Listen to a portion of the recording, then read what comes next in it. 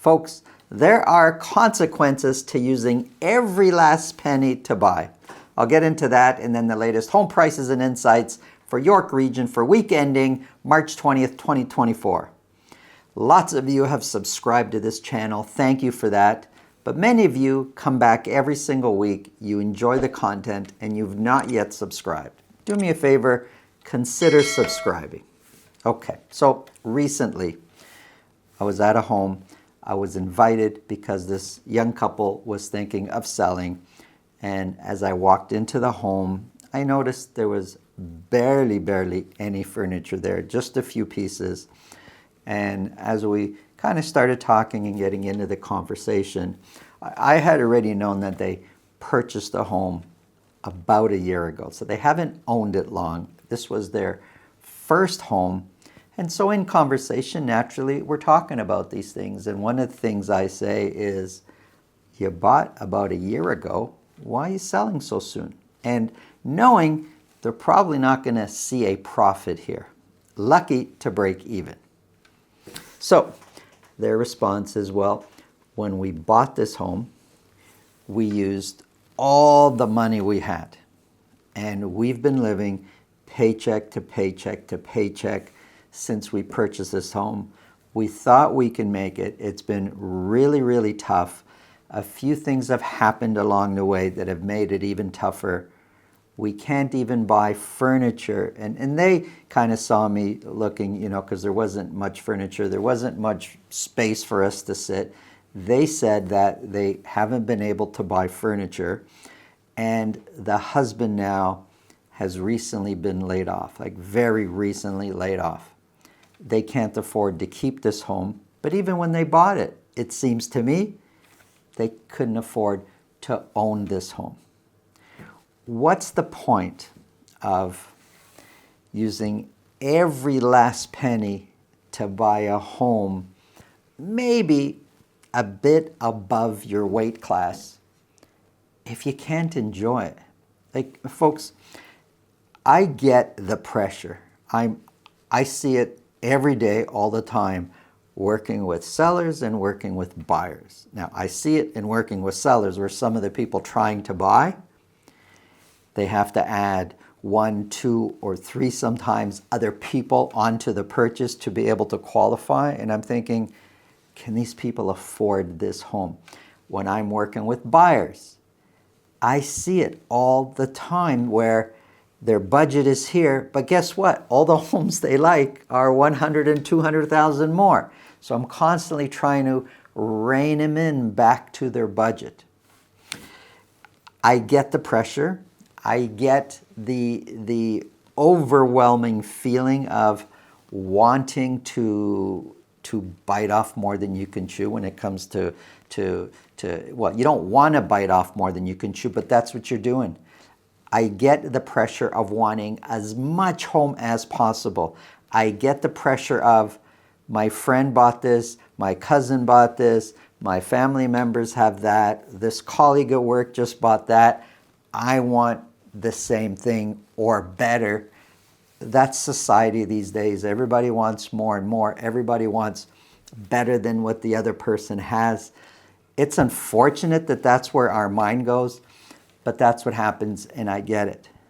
But there are serious consequences to buying and using every last penny that you have, basically zeroing out every account that you have, any kind of savings, maybe even borrowing a little bit from family to be able to buy a home that maybe you really can't afford. And unfortunately, it happens way too often. And how are you going to enjoy your home if it could be a nice fancy home, fancier than maybe you should have purchased, but if you can't put furniture in there? What if you can't fix your car because it broke down because all your money's going to your mortgage payment now? What if one of you loses your job? What if there's a downturn in whatever job market you're in and things have to change there? There's so many consequences to living like right at the borderline that one little thing goes wrong and everything that you're fighting for is out the window. So the couple I went to go see, they can't keep their house anymore. But they had no chance right from the beginning. If one thing went wrong, and that's what happened, just husband lost the job and they can't afford to keep this house anymore. But it happens out there. What if it wasn't that? What if it was something else? If you're living right at the borderline, what's the point? You're not even enjoying it while you're there. Like, well, you can't have people over. You got no furniture for them. You can't afford to do other stuff. There's no point to that. You're better off buying slightly below your, the top end of what you can afford. And you have money for a rainy day. You have a buffer in case something goes wrong. You can buy furniture. You can still go on a vacation. You can get your car fixed if something goes wrong. And you can enjoy your house and you can enjoy your life and you can enjoy each other. The financial pressures aren't there. There are consequences to buying right at the border, and it's rarely a good outcome. If you think this video can help somebody you know, please pass it along. If you want to speak with me about your real estate situation, it's really simple.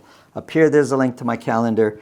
Below this video in the description, there's a link to my calendar. Click on that, book a time that's convenient for you, and we'll talk about whatever's on your mind. Now, let's get into the numbers.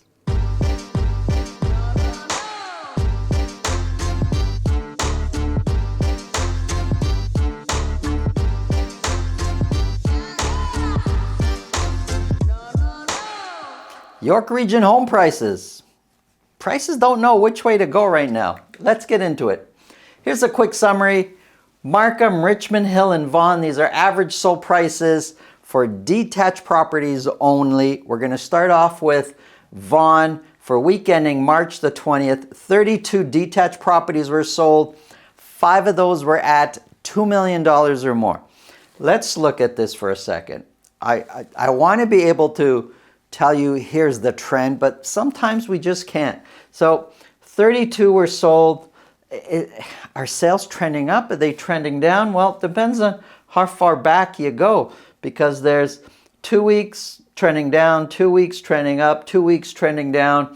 30, I guess it's about average between the high and the low that we've seen this week. So it's really tough to say which way sales are trending, but 32 were sold for week ending March the 20th. The amount of properties selling at $2 million or more, that was trending up almost on a weekly basis, but for a couple weeks now, it's becoming down. It's almost a third of what it was 2 weeks ago. Average sold price, definitely lower than what it's been the previous week and the week before that. Average sold price now sitting at $1,693,000. So what are prices doing? Trending down, they're kind of flat overall. It's really tough to say. Compared to last year, 1,693 is 1% lower than where we were this time a year ago. The median price is 5% lower. So the dotted line here, that's a 4-week moving average. I put that in there because it kind of makes it easier to spot a trend. So when we look at this, well, the median price kind of flat. The average price looks like it's trending up, but I know that the last 2 weeks average prices have come down. So I know that that dotted line is going to start trending down. So let's see what happens there. 32 were sold, 34% sold at list price or more. Now that percentage very clearly is trending down. Listings were slightly trending up, but we have fewer listings last week. 62 detached properties were listed. Active listings, it's trending up. Now, there's different degrees of trending up. This is active listings just slightly each week, a little bit more properties, more properties available for sale. Months of inventory sitting at 1.9 and 1.92. It's a little bit on the high side if we average out the last 2 months, because we were as low as 1.2 and 1.3 We were as high as 2.2. It's really tough to figure out what's happening and to try to spot a trend we can rely on right now when it comes to Vaughan detached properties. This is across the GTA. We're seeing a lot of this right now where it's difficult to figure out what's going on out there. Richmond Hill, 14 detached properties were sold. That's extremely low. Of those 14, 4 of those sold at $2 million or more. Average sold price, $1,809,000, which is lower than what it's been most of this year so far. 1,809 is 6% lower this time versus last year. The median price is 4% lower versus this time a year ago. Of the 14 that were sold, quite a bit, 71% sold at list price or more. Listings, quite a bit higher than what we've seen anytime this year, which shoots up active listings, and as a result, months of inventory shot way up to 4.2. So remember, lots of listings, sales plummeted. We're now at 4.2 months of inventory. I don't expect that number to stay, but in the mid 2 months of inventory is kind of where we've been over the last 2 months. That's probably more realistic to think of it that way. Here's Markham. Markham is another area in York region that is just, man, it's really tough to predict what's happening out there right now. 27 detached properties were sold. 9 of those were at $2 million or more. But look at this. 27 were sold. We've done, and this is over the last 2 months, 24, 25, 22, 29, 30, 27. Sales are kind of flat. Yeah, they're increasing, but it's fractional. It's just a little bit at a time. But 27 were sold. Average sold price is $1,868,000. And I don't know, maybe it's just a pattern I've picked up on. I don't know if it means anything, but it seems they're in sets of 3 when it comes to average sold prices. We had 3 weeks here, then prices shot up.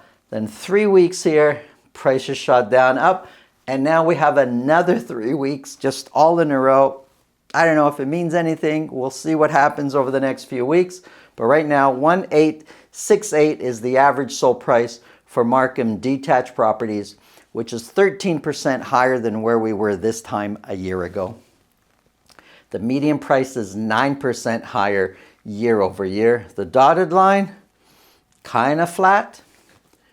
27 were sold, 70% sold at list price or more. So Markham is very competitive when it comes to detached properties.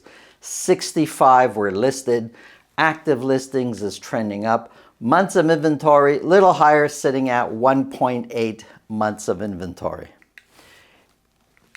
Here's a quick summary.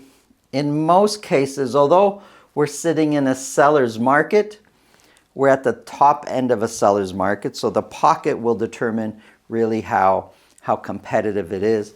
But otherwise, you're going to experience a seller's market. You're going to experience a balanced market. Again, the neighborhood will really determine what's happening, what kind of market you're going to experience. When the market is like this and it's really hard to understand what's happening, it's so important you align yourself with a realtor that understands the numbers and can really focus and figure out what's the best strategy for you if you're buying or selling. Thanks for watching. Have a great day.